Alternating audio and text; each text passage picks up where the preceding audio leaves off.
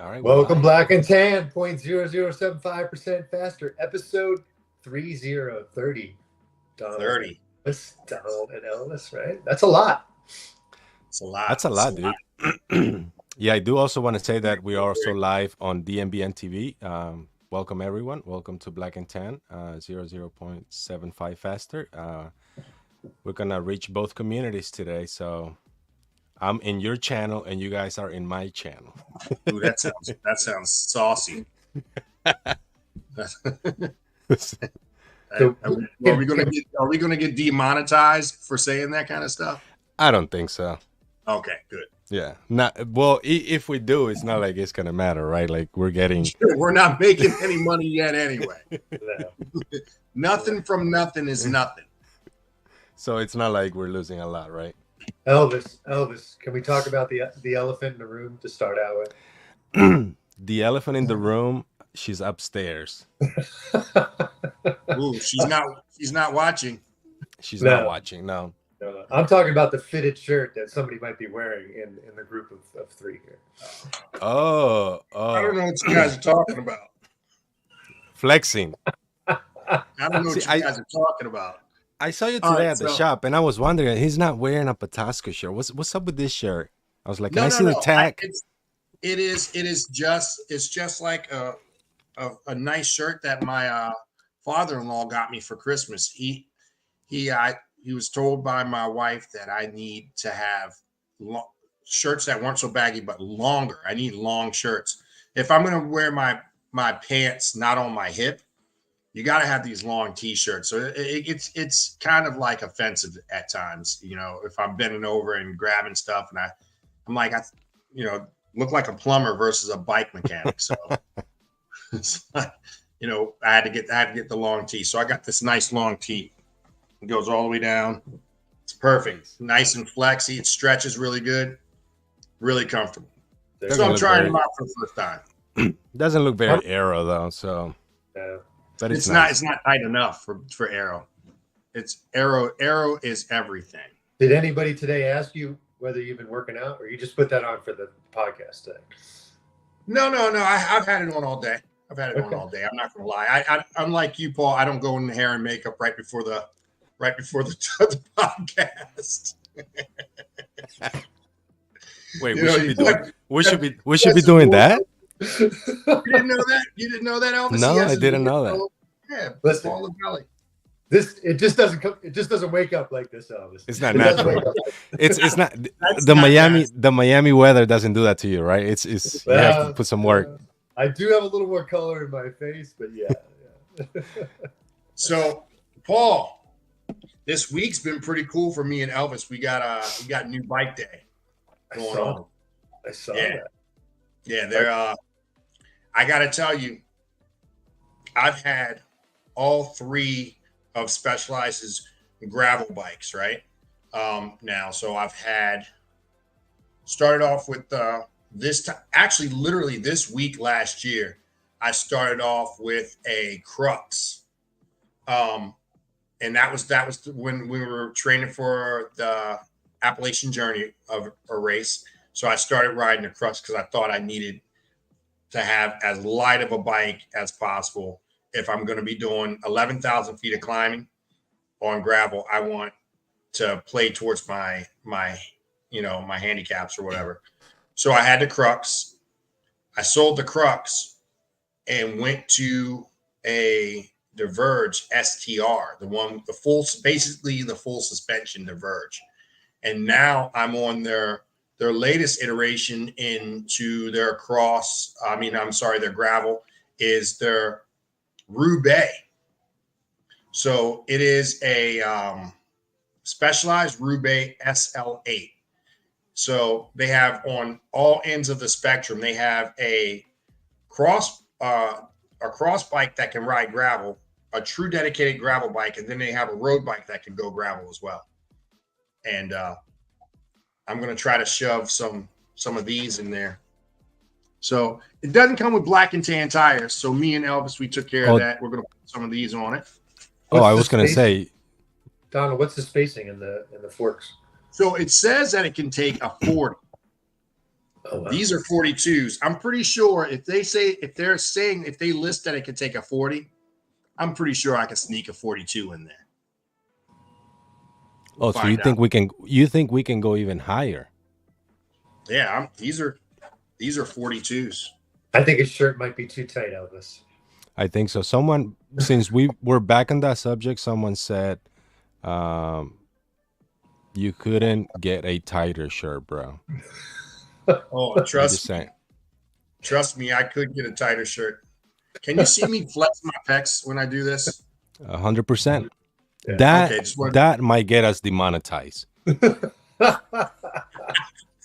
That's where we draw the line, right? So Here's the bike. There it is. That's it. So, man, I tell you what, I was really surprised because I've had a Roubaix before, and I wasn't so.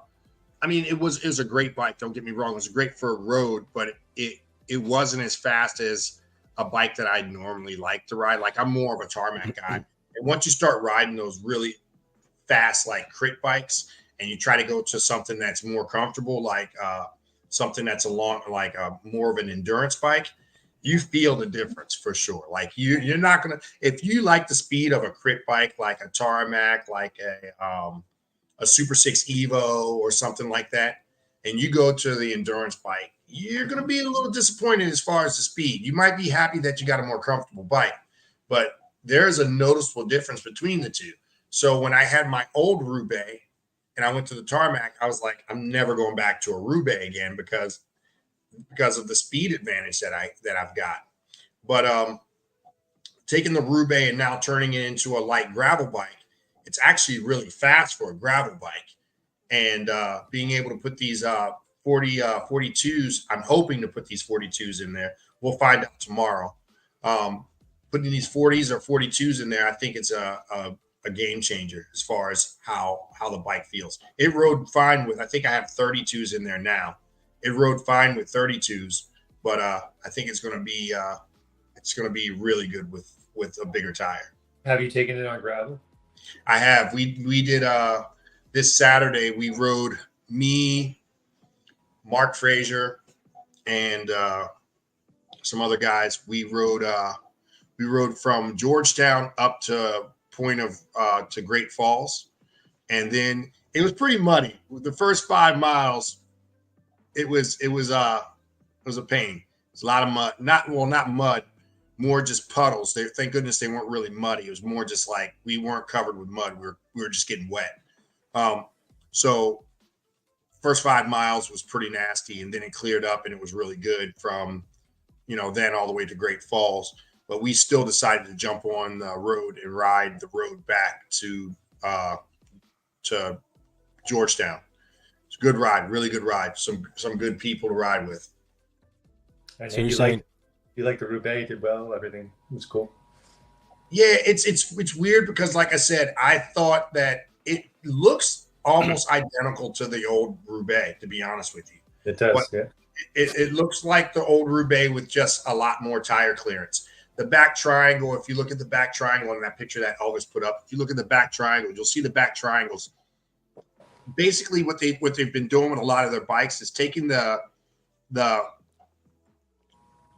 design elements from the Athos and how light the Athos is. And most of the rear triangles on their new road bikes are basically the same triangle that comes on the Athos. So I think that's the one.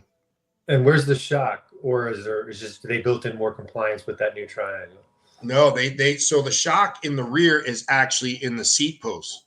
So that seat post is just like the old Roubaix. It still has a lot of flex in it. It's designed to have flex because of so much give backwards and forwards. It has a lot of flex. We chose to go one bike size down to give us even more seat post in order to get that, to utilize that flex and that give to make the ride a little more supple. And also add a 0.75 faster. Yeah. Like going smaller. Yeah. We added a couple points in there. We might be 100 now. What do you think? Do you think Once we had those, yeah.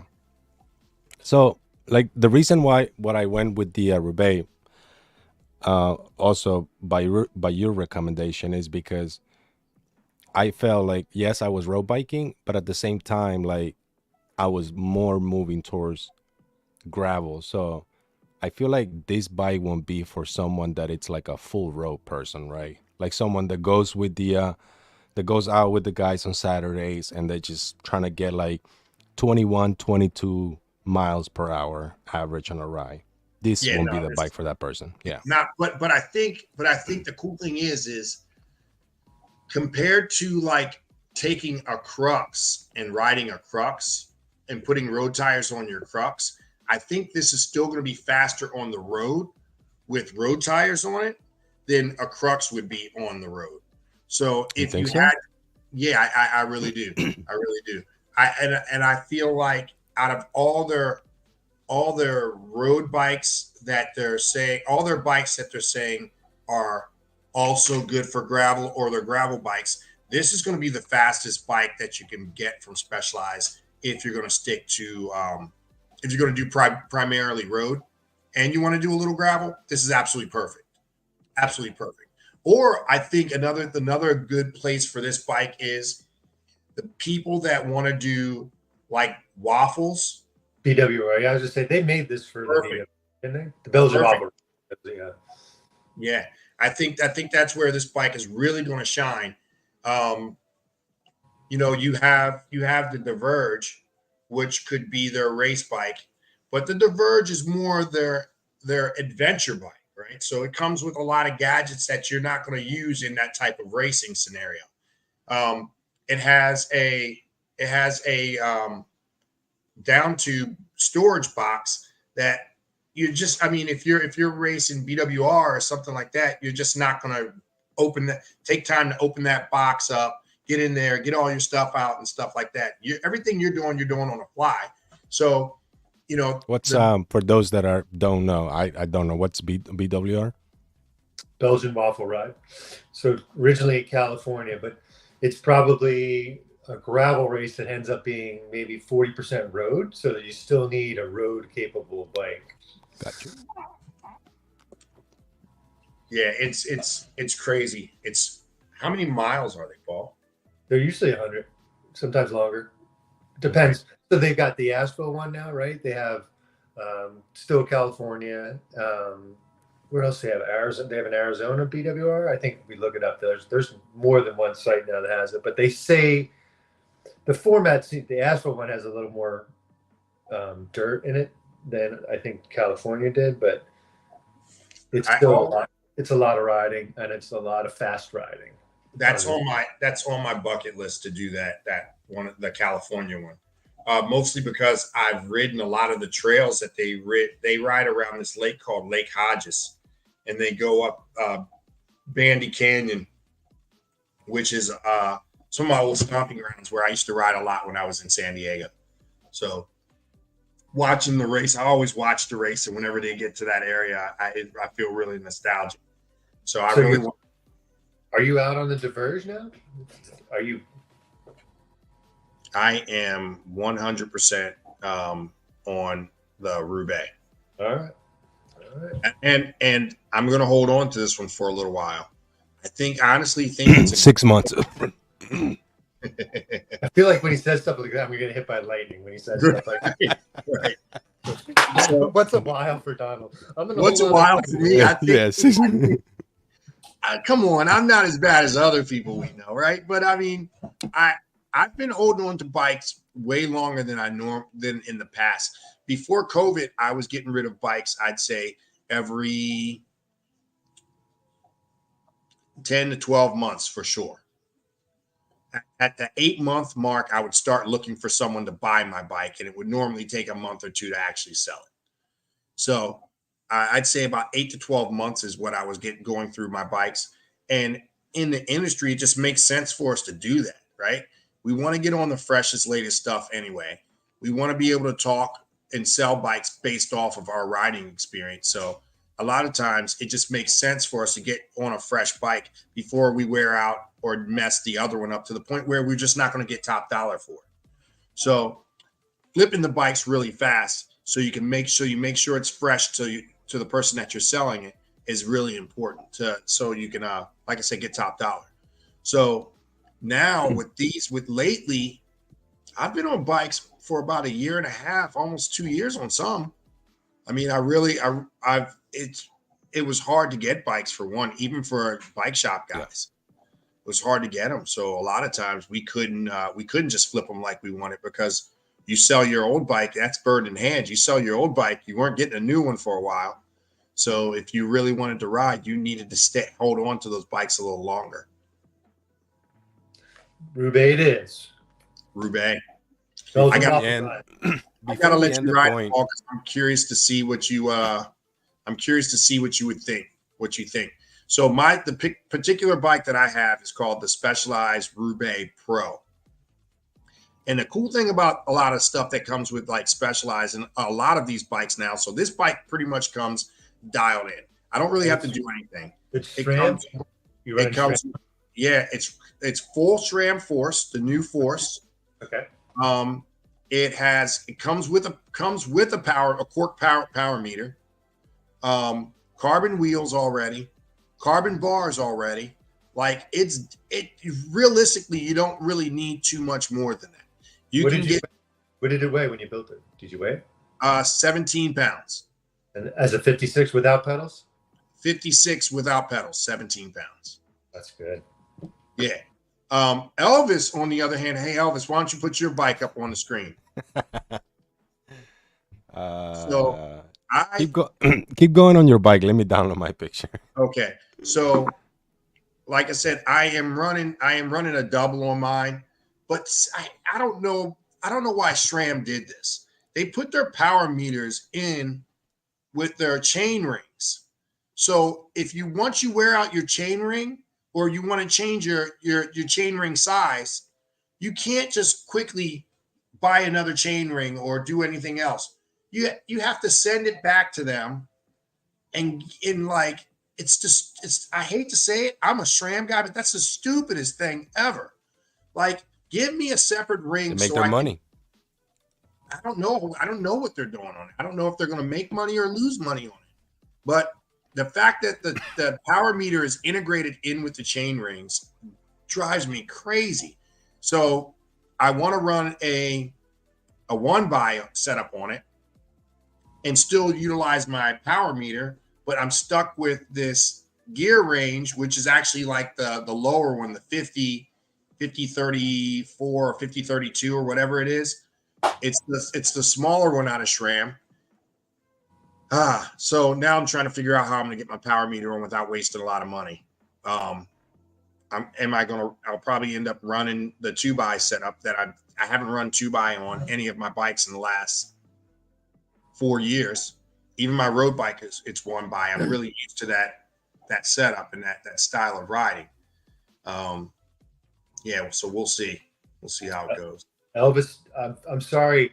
He should have asked whether everybody knew about your bike before he throws that out into public knowledge. I'm assuming no one's beating down the staircase right now to come get you. So I think you're safe, but just show us your new bike. I'm trying to figure out why I can't. Let me get into Specialized. So Donald, we said all the amazing things that you like about the Roubaix. What is one thing that you don't like about it, aside from the chain ring? See, but I'm not even going to put that on Specialized, right? So that's a SRAM thing. One of the big things that I try to talk to people about in the industry, and when they come in, customers come in, they'll dislike a bike brand because of the components that come on that bike brand. When it's not the bike brand. If you don't like SRAM, and that particular bike comes with SRAM, you still don't like SRAM. It's not the bike. How did the bike ride? Now, I get it that, you can dislike a certain model of bike because it only comes in SRAM or it only comes in Shimano. But I think you missed the big picture when you say, I don't like that bike because it has a SRAM chainring on it. Like, you may be really doing yourself not a disservice, because picking that based on SRAM or Shimano you could really be taking a platform that's really good for you and getting it out of the picture, I guess. But yeah, so I love the bike. The thing, I don't know. I haven't found, it's crazy. I haven't found one thing that I don't like about it yet. Really? No, really haven't. Like, There's there's one thing that I don't like about mine. Here we go. What don't you like? I wish they made it like the full SLA with integrated cables. What? What? Oh, okay. Yeah. No, I got you. I was thinking that you were talking. I was thinking that you were saying that you would hope that it had like regular shifting cables or whatever. But what Right. you're looking at is you don't like the fact that the cables are showing up front. For a 2024 bike, I think that they were having a problem with that with because of the shock. There's already a lot of stuff inside that head tube, and movement and rubbing those brake cables could have possibly be a problem. we have a question real quick. What's the big difference? And this is your territory. The big difference between both bikes, and I can Both clarify that question on which two bikes. But Donald, talk about the difference between the Diverge and the Roubaix, and then we'll start there. But I think it's a different question. Okay, so the difference between the Diverge and the Roubaix, the Diverge is more classified as like their adventure bike. You're going to see it has a lot of braze-ons. You can put panniers on it. Panniers are the bags that hang off the side of the bike so you can go packing. The frame is more robust. It took a wider tire than the old Roubaix. The new one, it's about the same as the Roubaix, if not a little more it's the same as the Diverge. And the Roubaix might even have a little more tire clearance than the current. Really? I thought the Diverge took a 52, didn't it? It might. If it does, then it does have a bigger tire clearance. Mine does. Mine will take up to 52. Then it does. It does have a bigger tire clearance. See, I don't know everything. I can't remember all the stats. but yeah. So that's the biggest difference. The biggest difference is one is more of an adventure bike that you can do anything on. You can race on it. You can ride on it. You can go bike packing on it. It does everything, and that's the Diverge. The Roubaix is going to be more of the road bike. They're still calling it a road bike that you can do light gravel with. The Diverge is their gravel bike, period. And then the Crux is their gravel bike that you can do cross racing with. So they're trying to hit everything and have a bunch of bikes that are all encompassing. So you can pick between the three. If you're on this side of the spectrum and you're doing more road, you want to pick the Roubaix. If you're doing more gravel, for sure, pick the Diverge. If you're doing gravel and racing like cross, then you want to go ahead and get the Crux. Let me ask a question. We may not know the answer, but it's something to think about. If you continue to make bikes with wider tire clearance, does it affect your aerodynamic performance of the bike? For sure. Right? Sure, yeah. Yeah. Otherwise, you would make the SL8 that could take 52s. Why not? If it didn't affect, but it does affect aerodynamics. Yeah. So sticking a wider tire in there on a wider, like I'm thinking about even the Crux for cross racing, there's so much clearance it has to affect aerodynamic performance. And there's still some aerodynamic benefits even in a cross race. You can get fast enough that, it's there. But right. Yeah, I mean, eventually it can only go so wide before it affects. Well, the tire that you put in is going to start to affect the aerodynamics more so than the bike itself. You can make a bike hold a very wide tire and it won't affect the aerodynamics. As a matter of fact, there's a bike made by a company called Lotus, the same car company that people know. If you look at that bike in the front forks, they're like 4 inches away from the tire on each side. I mean, it's huge. And that's one of the most aerodynamic bikes out. So the clearance around the tire is not what's going to cause you not to have aerodynamics. It's the tire itself. once you get past a certain point, that's going to start to slow you down, not only by weight, but also by the way it pushes through the wind. Mm-hmm. Someone asked on Instagram, does the future stem integration? I guess if it's an integrated handlebars, it's not, right? It's like it's on the fork. So the Future Shock it's actually a cartridge, and the cartridge comes out. It's about I'd say about 6 inches long or so. It comes out and it goes into the fork, kind of like a seat post. So it slides into the fork like a seat post, and just like the seat post, it has its own little clamp that tightens around the cartridge.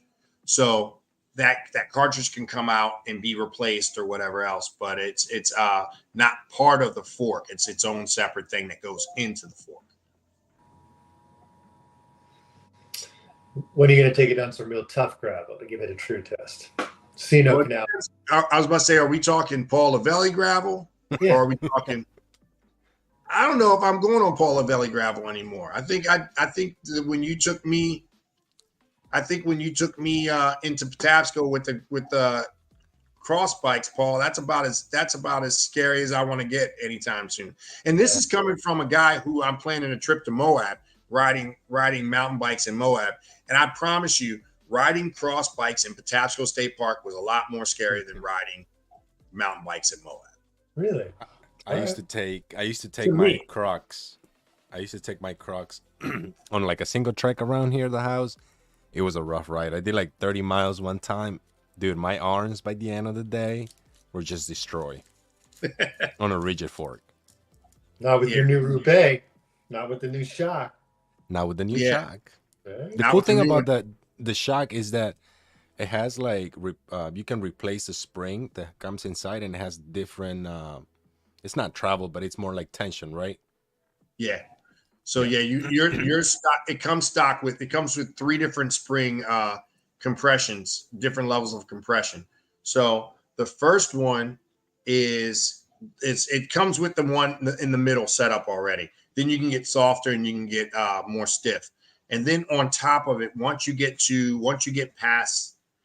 the pro level in the Roubaix, I believe, is where it starts to where you can actually dial in the compression.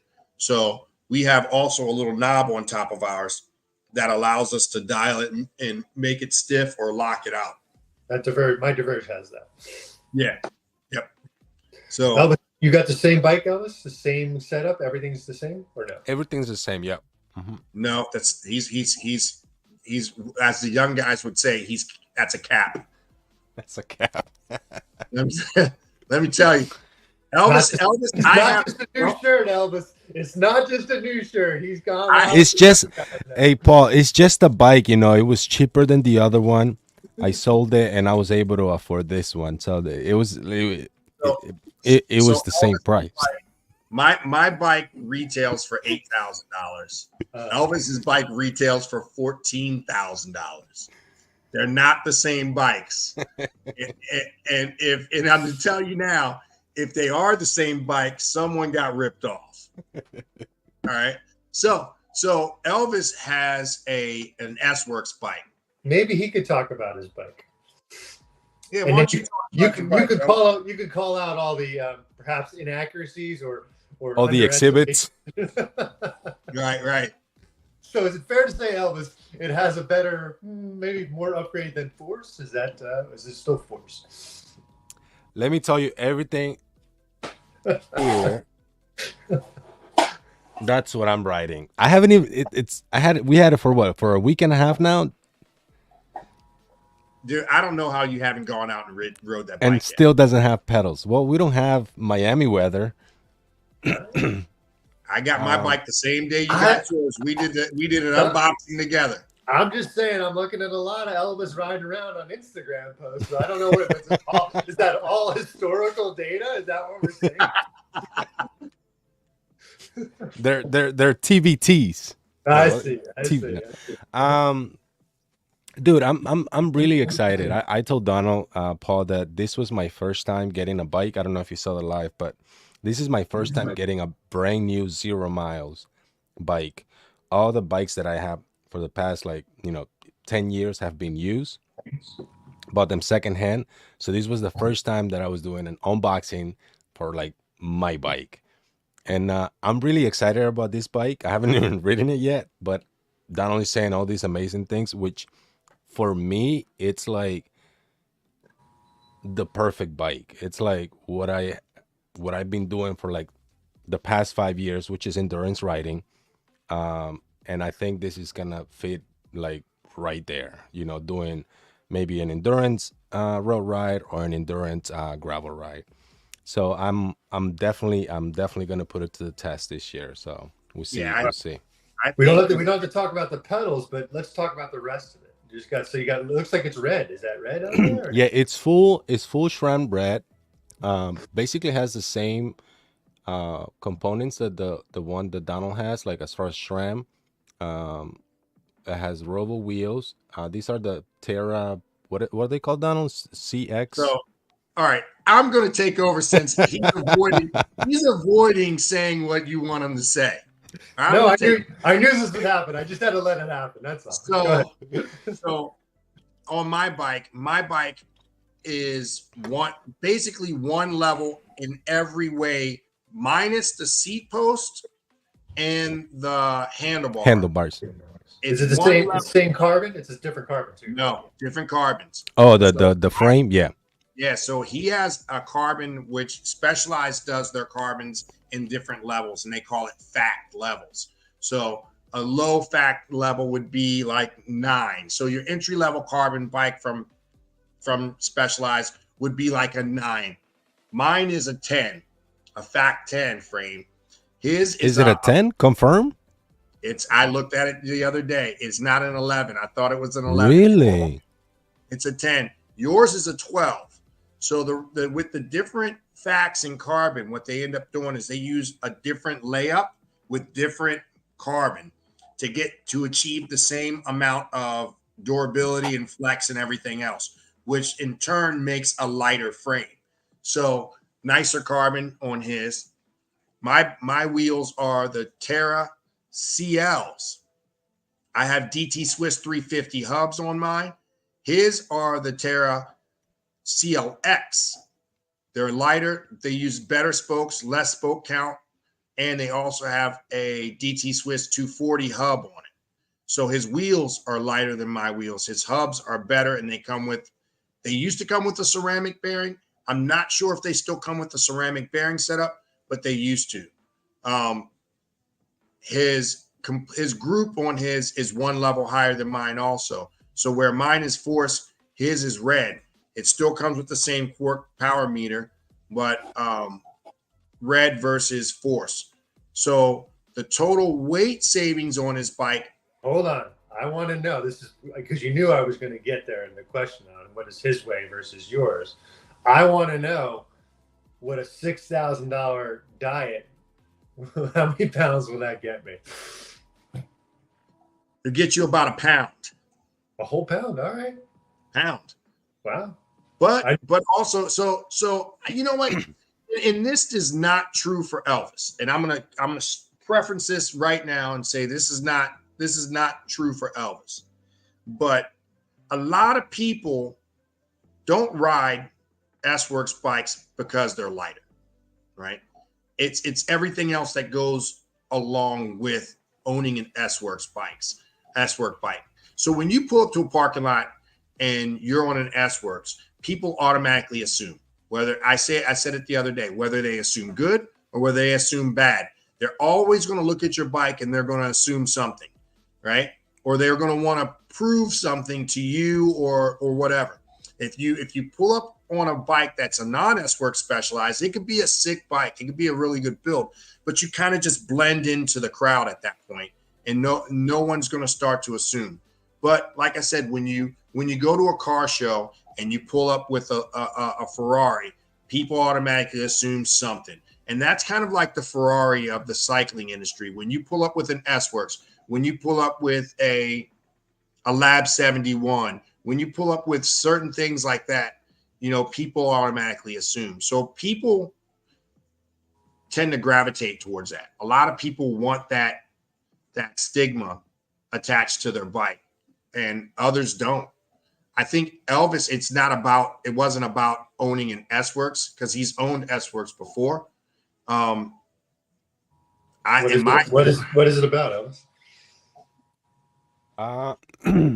I think it was a combination of two things. I had the SL6. I was using the SL6, maybe more than two things. I had the SL6. I was using the SL6 for basically gravel. We were doing gravel with the SL6. Yeah. And then I was already looking for a gravel bike, and I mean, honestly, I was looking for something more like on the side of use, just because of the price. But I mean, the Lord sent an angel. Yeah, let me tell you. And normally I'm not going to say prices. Yeah. But when I say that these bikes were given to us at such a ridiculously low price that we couldn't pass up, I mean, yeah, that's basically it.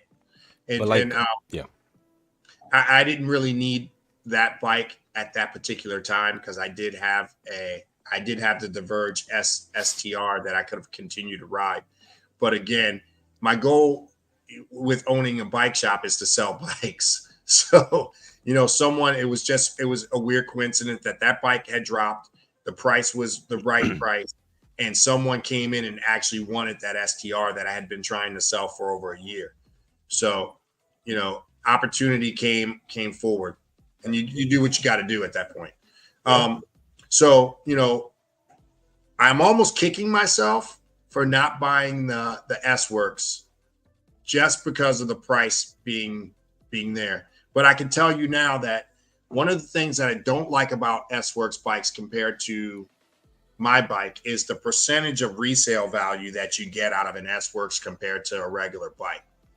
So you would think that you get more money for an S-Works, but you don't. You actually don't get more money when you're trying to resell your S-Works as far as overall percentage of what you actually bought the bike for. You're not going to get 50% of your money back with an S-Works. So if that bike retails for $14,000, you ride it for 3 or 4 months. Let's just say you only rode it for 3 or 4 months. It's going to be really hard to get $7,000 for that bike. Unless you sell it to someone that knows you and this and that, and because for $7,000, that's still a lot of money to a lot of people, and they want warranties, they want everything else. I think for $7,000, I would buy a new Roubaix than a used S-Works Roubaix. That's my opinion. Let me ask you this, Donald, since we're on the subject of prices. Do you think, I mean, I'm very fresh on Specialized. I think this is my probably 5th year riding Specialized. Has Specialized always sold the frame, like the frame set, like the S-Works or regular like frame sets? And have they always like a frame set, like let's say 5 years ago? When did the SL6 came out? Was that like 3 years ago? No. With the disc brake, not with the SL6. So I took an SL6 tarmac to France with me when I went. In 2017, I had an SL. So let's say 2019, it came out with the disc brake version. Okay, because the one that I have was, I believe, was 2019. Yeah, and I sold the frame for $1,200. Right, and that was an S-Works frame. That was an S-Works frame, yeah. So now, granted, it's a 2019, so we're let's just say 4 years, realistically closer to 3 years, right? 3-year-old bike, that frame back then probably sold for $5,000. Still. Well, right now, if you try to buy an S-Works frame, it's $5,500. Right. Yeah. Right.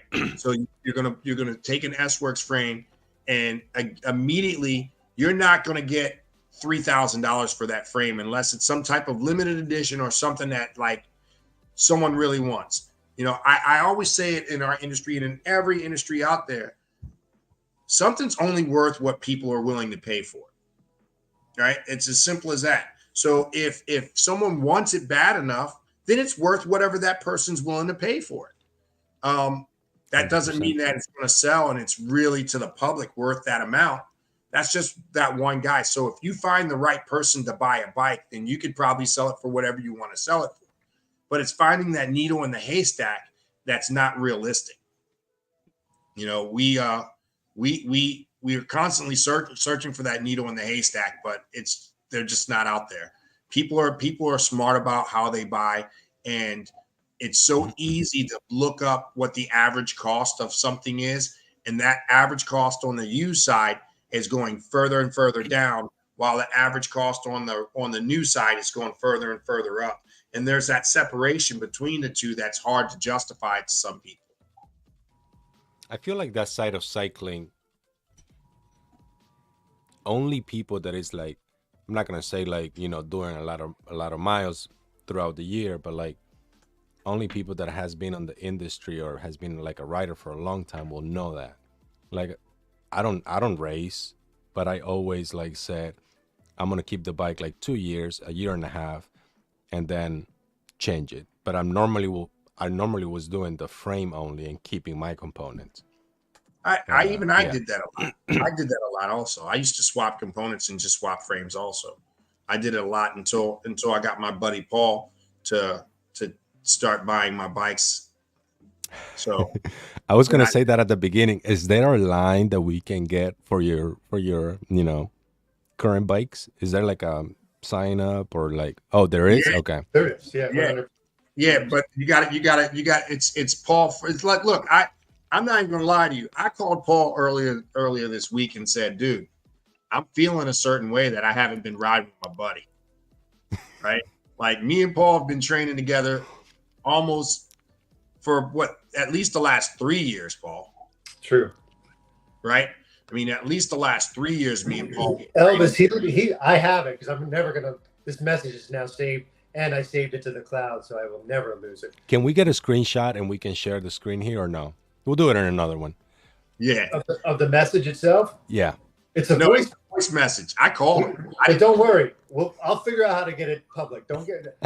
Listen. He asked me to come work him out. Like he was asking me. Who's asking you to abuse him? Listen.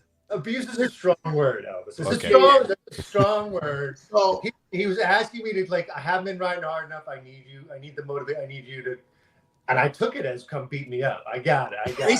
And so we're going to find out whether my Diverge is faster than his Roubaix. We're going to find that out, right? But so we have a drinking game that I've been talking to my buddy. I actually told Frankie about the drinking game that every time I mention his name, that people have to drink, right?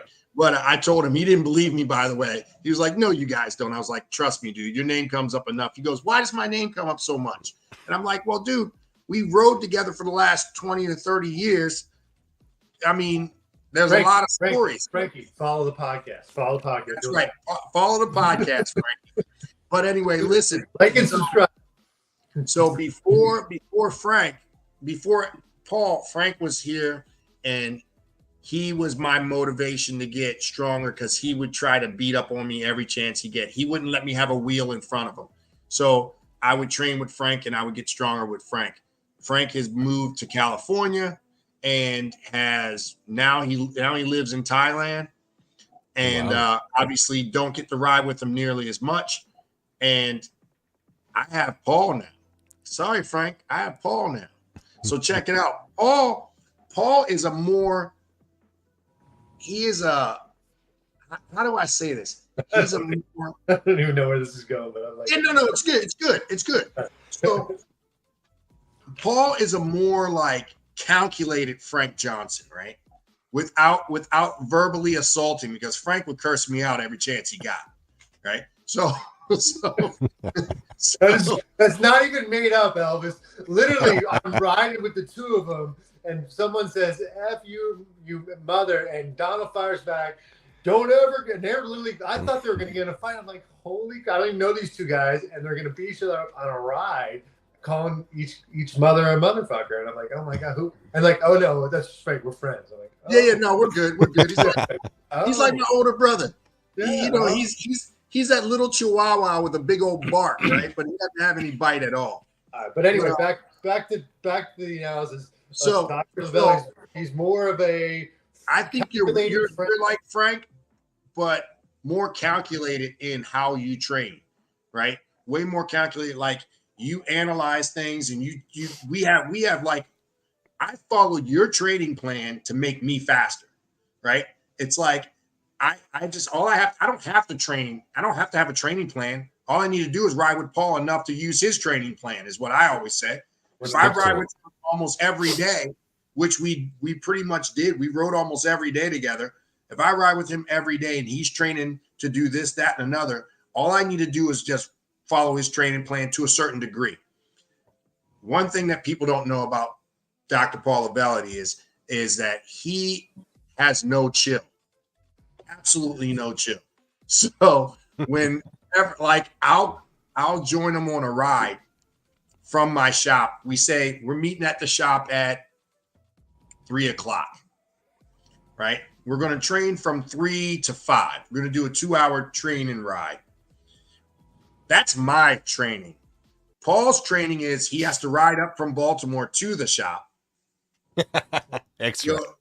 That's 52 minutes. If I pay traffic signals, it's 52 minutes. So then he'll ride an hour before, and then we'll be at the shop, and I'm like, okay, good ride. So either he has to ride back to Baltimore, or even if he comes to the shop in his car, he still gets there. If we ride at 3, the ride's at 3, he gets there at 2 or 1:30, and he'll ride for an hour. Before I even get on my bike, he's already got an hour or so in his legs. Then we'll do our training ride, and then he'll ride for like another hour afterwards. I'm like, this dude, and He literally goes the extra mile. Multiple extra miles. Sometimes I do intervals before I meet him for the ride. Yeah, well, you know what? I think in my head, I used to think that would wear him out. Let him go ahead and do that. It'll wear him out. So when we train together, it won't be nearly as hard. But in actuality, I think that's what's causing him to be so much faster than me in the first place, is because he's putting forth that extra efforts, and it's not wearing him out. It's making him stronger. So, you know, I think again, changing the way that we think about training and how we think about training is super important for me anyway, because I've never been the kind of person that would train. I would always just ride a lot. And if I got faster, I got faster. And normally I just got fast enough, right? And what I mean by that is I could probably enter a race and do well in a race, but I would never really, I was never the guy that was consistently on the podium, you know? And maybe if I had a little more no chill in me, that second place would turn into a first place, or that third place would turn into a second. You never know. But the whole point of this conversation, this whole point of this rant was me missing my riding partner. He's been away for a little bit. So, you know, I'm looking forward to him coming back up to Maryland. I'll be back in 2 weeks. 2 weeks. You better be ready, because I have a voice message that says you want me to come train you. I got it. So maybe, dude, I need it. Maybe we should plan a gravel ride together if the weather is nice, of course. Yeah, Elvis, last year. You haven't done the Point of Rocks gravel yet? Have you been out there to Leesburg? I haven't done that. That's the loop that you guys did the other day, right, Donald? Yeah, that's a definite. That's a very short. Yeah, the one that I did was a Sunday 62 miles. I think we do usually, right? Yeah. On average, I think the 62 miler is the longer one. I think on average we were doing like 40 something miles. The other day, if we had a bigger group, we would do 42. Yeah, because somebody. Yeah. The other day I went out and we only did a 26 miler. It's definitely an abbreviated course. Trying to get back into it, just ease back into things. Those roads are incredible. They will make you strong, man. When we first started it was again around this time last year we first started riding down there. I think our 42 miler, we were averaging 13 miles an hour was the fastest that I could go. And by the end of it, we had added 3 to 4 more mile an hour on top of that when we were finishing up. 16.8 we did together one time. Yeah. So, you're looking at 16.8, 17 miles an hour average from a 13 mile an hour average. And I'm talking a 13 mile an hour average, really trying my hardest to push it. Like they were waiting on me and I had to take some breathers at the top of some hills. So, going from a 13 mile an hour to a 17 mile an hour average on the same course, you see where your fitness really jumps up. And that's what I'm hoping to get this year. I'm hoping to get back in that type of shape so I can. I think the Roubaix will be good for that. I think so. Definitely, yeah. Saving the weight, helping on the rolling resistance. There's enough as well.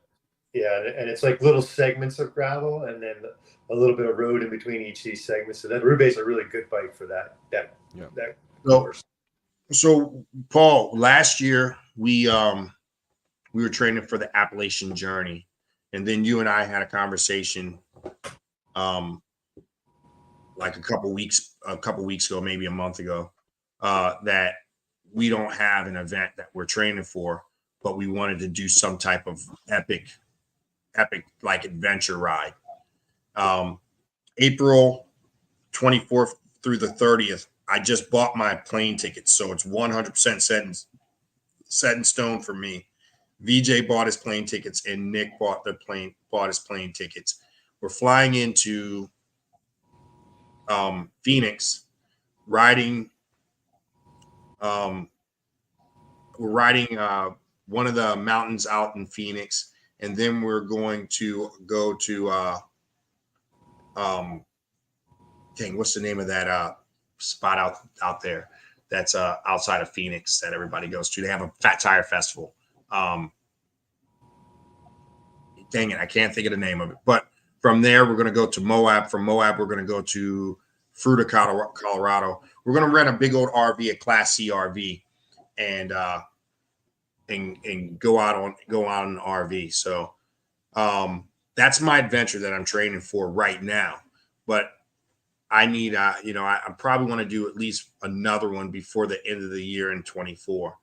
So we got to think of some crazy adventure to train for, something to train for. I don't care if it's let's go out and climb this mountain. Let's go here to do that. But I want to do something that's maybe not a race, but something that really challenges my fitness. Not quite like Jeremiah and those guys that do, that's that type of thing. I don't want it to be life threatening. What do you guys think about doing the a multi-day on the C&O Canal, starting at Pittsburgh, maybe? Yeah, we've talked about that multiple times, huh, Paul? Yeah, I think that's definitely on the list. I would like to do the Virginia Rockstar route, which is you can be doing in a couple days, multiple days. But they do, if you look at the Facebook site called the Virginia Endurance Series, they have a couple different like multi-day races that they do. There's one from DC to Roanoke where they start out on the C&O and then they go through the Shenandoah National Park. It's really neat stuff. It's kind of modeled on the Great Divide race. Okay. A little bit shorter, but there's segments certainly down near Harrisonburg and where Jeremiah lives down there. And that's a lot. That's definitely challenging. It's good gravel, real good gravel. That's where it sounds like it's more like elevation too, though, right? There's some elevation, definitely up and down. Anywhere, people, they always talk about the race across America. They're like, oh, you guys had to climb over the Rockies. And everybody who does that race says, it wasn't the Rockies that killed me. It was the Appalachian Mountains because they go up faster. They're way steeper than the Rockies. Shorter, but way steeper. Yeah, Rockstar gravel, fastest known time. I think the fastest. Yeah. It's crazy. 28. What is? Jeez, Look at 20. Holy crap. Yeah. Yeah, well, when you get up there in elevation, those are pictures from it, huh? Right. Not that's not the fastest known time pictures, but yeah, you can get up high enough where there's still snow up there, but it's where Stokesville is. It's where the Jeremiah's Loop is. That's all part of those segments down there. But that's a great multi-dayer, some backcountry adventure stuff going on there. You could pull it off with the Roubaix, but we could pull it off too, you know. But 28,000, that's a lot. Going up. Yeah, that's a lot. We have Delvin.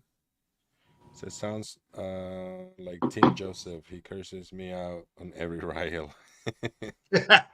Dude, that's when you know, but that's when you know someone really cares. If you allow someone to curse you out after the first time and you guys haven't beaten each other up and it continues over 30 years, that's when you know you really care about someone, because you're willing to put up with that kind of thing. It's kind of one of those, I guess me and him had a kind of an abusive relationship, but it wasn't his fault. It was my fault.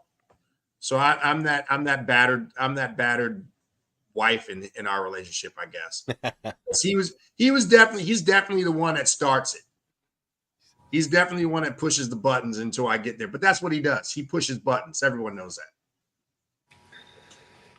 So, what do you got coming up? I'm trying to think. I'm mad that I can't think of Sedona Fat Tire Festival is what I was trying to get at. So we're flying into Phoenix. We're going to ride. There's this trail around the mountain up there in Phoenix. That's pretty cool. Goes up to a waterfall. We're going to hit that the first day. Second day, we're going to go over to Sedona. We're going to ride Sedona. Third day, we're heading down to Moab. We're going to ride Moab. And then we're going to go up to Fruita, Colorado and ride Horse Thief Bench, which is my favorite trail of all times. Not too far from where I proposed to my wife.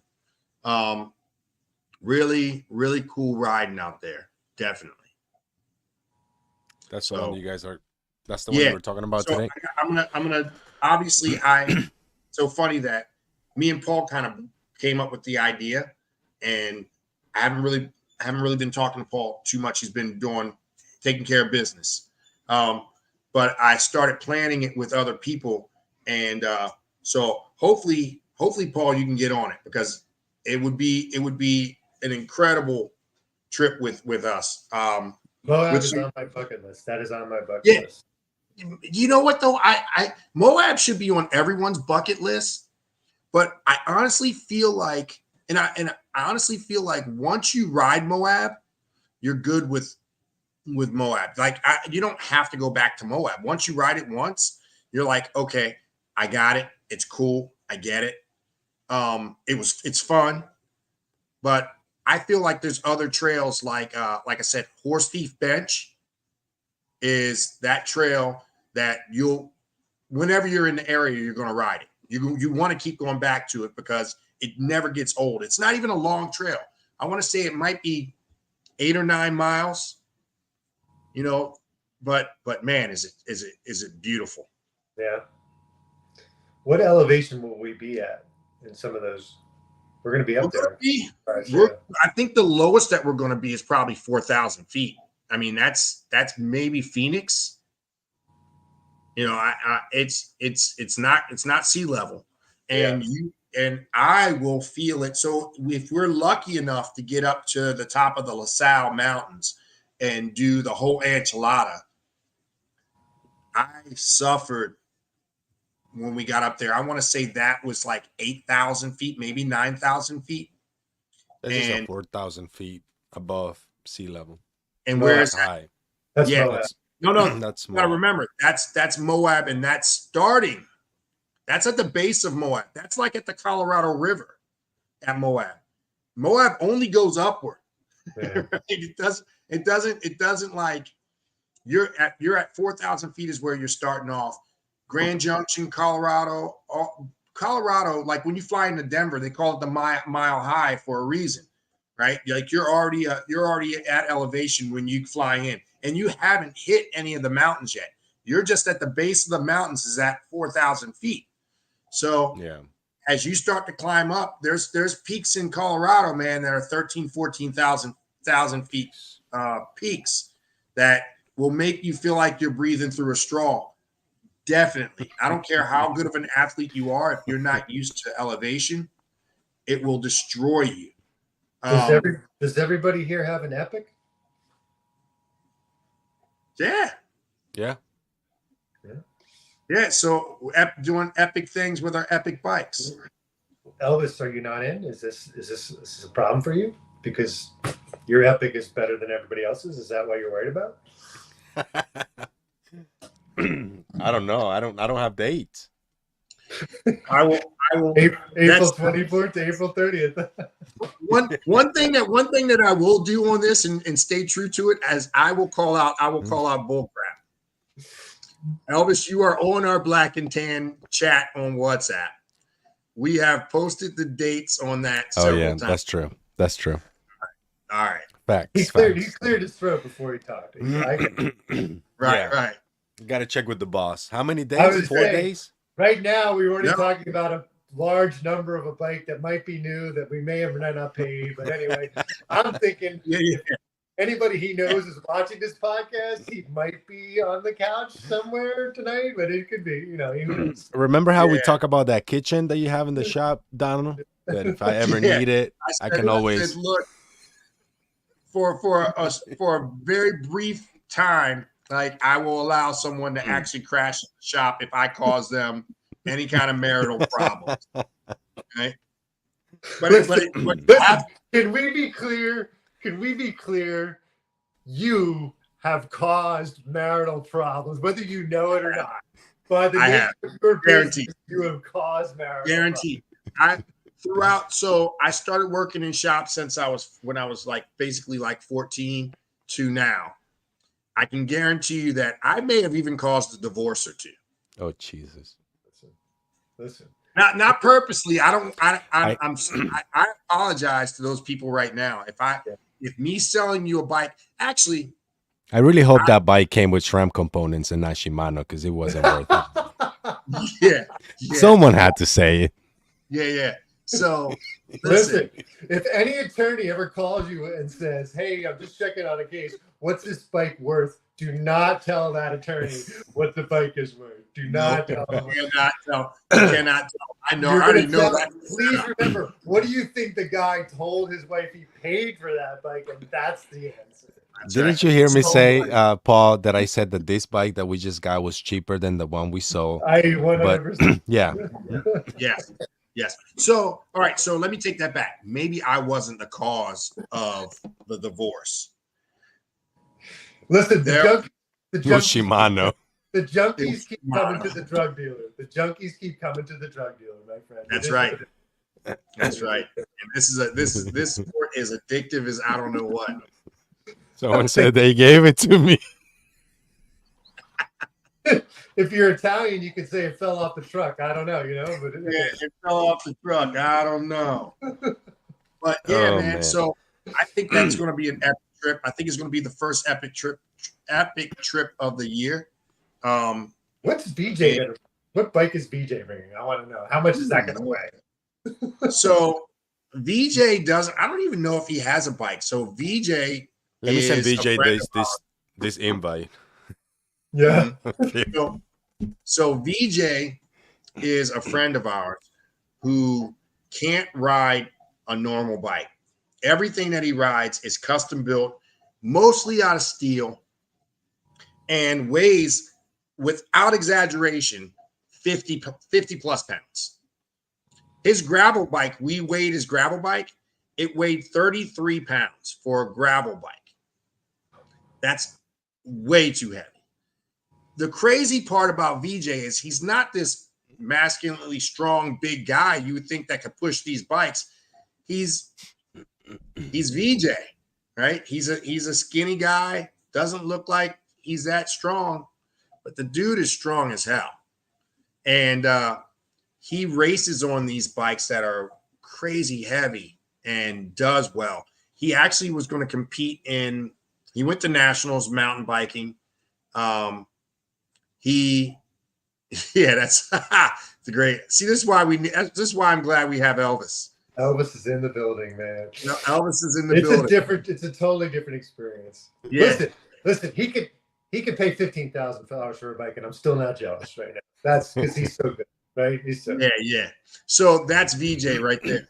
So VJ is gonna have to find a bike, I think, before we go on this trip. His last bike was on the back of his car, and his car got hit by. He didn't hit the deer. The deer hit the car and took the bike off the back of the rack, like destroyed it to the point where it broke the bamboo fork. No, it wasn't. Yeah, that's another thing. VJ can't ride normal stuff. He rides bamboo bikes. He rides steel bikes forged in the mines out of Colorado by this guy. That bike is 33 pounds, Elvis. That bike is 33 pounds. That fork can fit on your Epic or on your tarmac. It'll go well. That bike, he named that bike the Baltimore Bullet. That's funny because that bike, that pink bike right there, is actually a bike that he built himself. So talented, smart kid, really smart. I call him a kid. He's not a kid. He's a full grown adult now. But when I met him, he was a kid. That's the kind of stuff that he rides, and he'll ride that bike while we're all on our tarmacs, and he does no problem. He'll keep up, not a problem. But yeah, so adventures coming forward, guys. All right, let's try to wrap it up. You got something coming up though in a couple of weeks. Tell us about that. Oh yeah. All right, so we are doing an event at the shop at Patapsco Bicycles in Elkridge. What we're going to do is we have a park. I'm assuming that we have an audience that's further away from us that haven't ridden Patapsco yet. Our shop is named after a really nice park here in Baltimore, right outside of Baltimore County, called Patapsco. And from this park that we have, we've had so many super fast people. Just the parks develop these fast people for some reason. It's to me, it's weird because we're not that big of a park to have as many national champions as we do. We have a lot of national champions. We have people that have broken world records. We have people that it's just weird how fast some of the mountain bikers are. So we have Jeremiah Bishop, who's come out of the park, kind of grew up riding Patapsco. We have Chris Etaw, who actually came in and started riding Patapsco when he was riding for Trek East Coast Factory.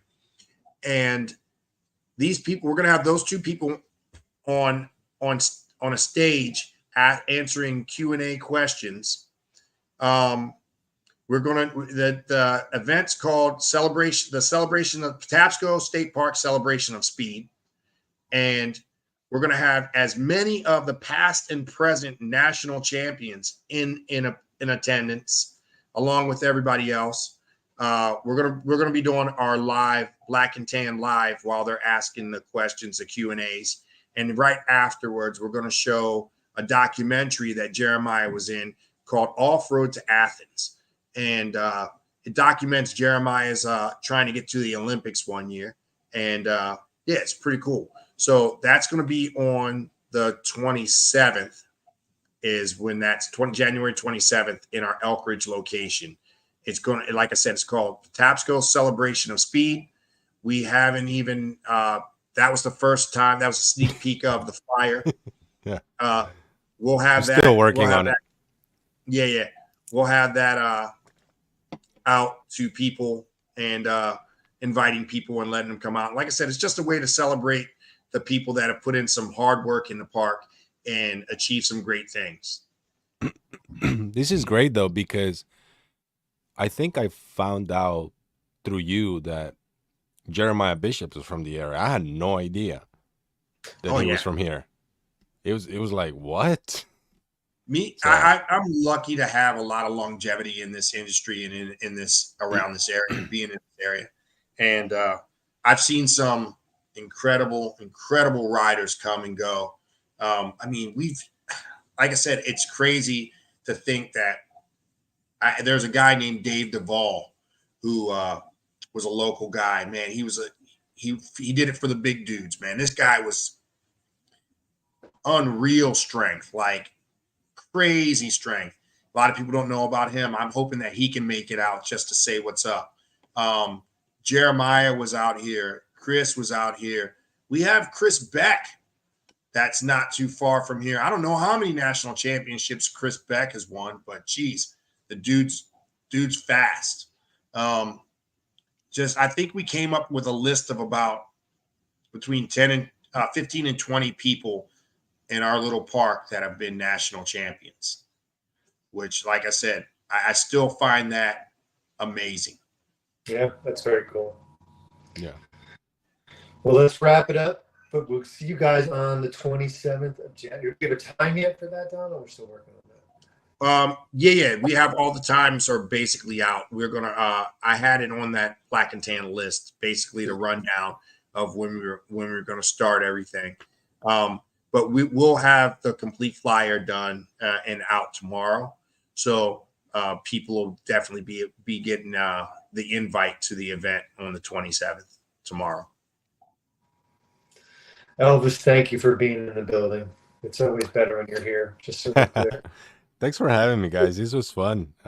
He brings content. He brings it onto the screen, and he's the only one really in uniform right now. Like, there's a lot going on that he brings to the table. He brings so much to the table.